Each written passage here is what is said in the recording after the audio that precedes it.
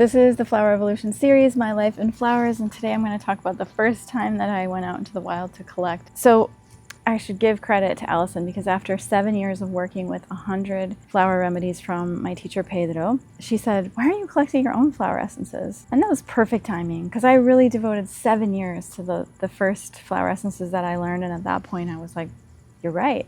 So I took a trip to Whistler, British Columbia in Canada, and I went to it's like Arctic forest place in September, so there were a lot of flowers blooming. I wasn't really familiar with any of the flowers there. My main goal was to just really put my ego aside and say, please help me find any flowers that the people that I can reach are going to need the most in the next coming decades.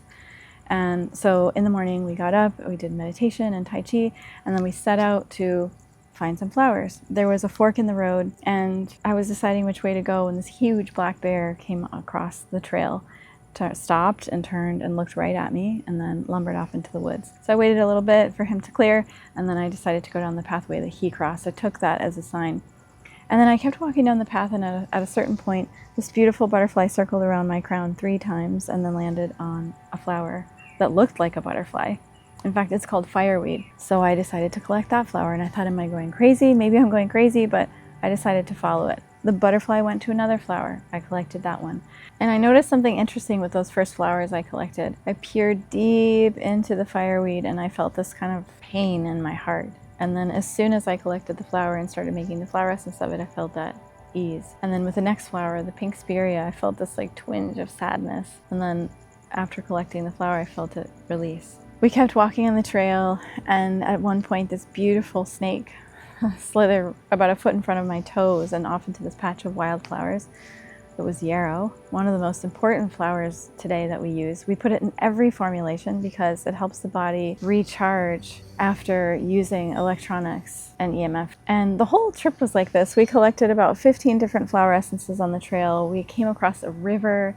We learned that it was called Golden Dreams. We did a water ceremony, and there were so many beautiful flowers that really presented themselves to be of service. And here's another interesting fact is that throughout the last 20 or so years since that time, those flowers have been the most powerfully utilized by all my clients and the community at LOTUSWEI. That was a full moon eclipse time, and we brought 15 flower essences home, and that started a whole new era of my practice where I was using my own collected flower essences with my clients, and that was really exciting to see how they impacted people.